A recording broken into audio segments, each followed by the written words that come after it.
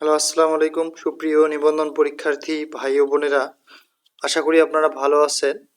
একটি দুঃসংবাদ যেটা প্রকাশ করা হয়েছে সোশ্যাল মিডিয়ায় যে শূন্যপদ না থাকলে আর নিবন্ধন পরীক্ষা হবে না, এ ধরনের তথ্য পাওয়া গেছে। চলুন আমরা আজকে ওই বিষয়টা নিয়ে আলোচনা করব, দেখা যাক কি অবস্থা। আর যারা 19তম প্রিপারেশন নিচ্ছেন তারা চাইলে আমাদের কাছ থেকে রিটেন সাজেশন বা প্রিলি সাজেশন এই হোয়াটসঅ্যাপ নাম্বারে যোগাযোগ করে নিতে পারেন। আমরা পিডিএফ ফাইল দিয়ে থাকি। আর 18তম ভাইবা সম্পর্কে যাদের এখনো ভাইবা বাকি রয়েছে তারা চাইলে আমাদের সাথে যোগাযোগ করতে পারেন। পদ শূন্য না থাকলে নিবন্ধন পরীক্ষা নেবে না এনটিআরসি।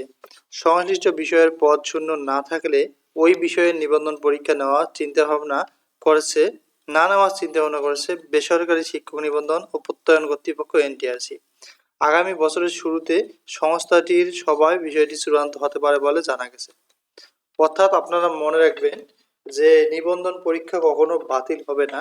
বাতিল হবে শুধুমাত্র সে পরীক্ষার যে পোস্ট, মনে করেন যে দেখা যাচ্ছে ইসলাম শিক্ষা সাবজেক্টের পোস্ট ফাঁকা নাই, সে সাবজেক্টে ওনারা নিয়োগ দেবে না। তার মানে যে যে সাবজেক্টের পোস্ট ফাঁকা থাকবে সেই সাবজেক্টের নিয়োগ দিয়ে থাকবে, কিন্তু নিবন্ধন কথাটি থাকবে। বৃহস্পতিবার 5 ডিসেম্বর এনটিআরসি এর পরীক্ষা মূল্যায়ন ও প্রত্যয়ন শাখার একাধিক কর্মকর্তার সঙ্গে আলাপ করে এ তথ্য জানা গেছে।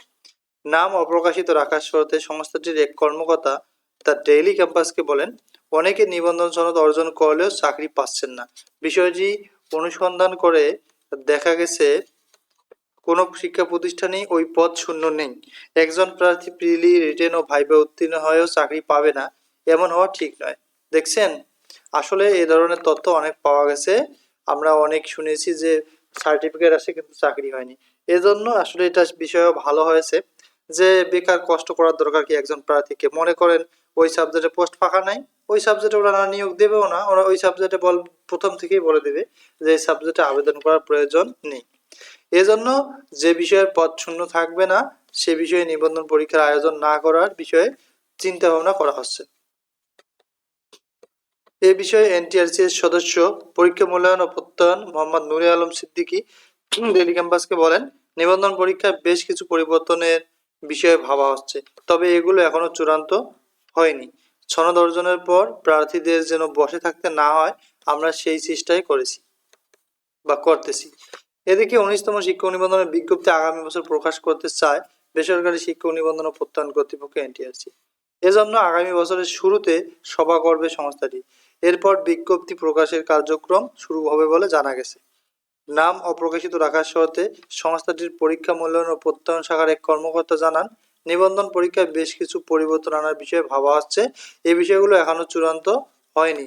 সেজন্য 19তম শিক্ষক নিবন্ধনের বিজ্ঞপ্তি চলতি বছর প্রকাশ করা সম্ভব হবে না। অর্থাৎ এই ডিসেম্বরের মধ্যে প্রকাশ করা হচ্ছে না, জানুয়ারিতে সম্ভবত 19তম সার্কুলার আসতেছে।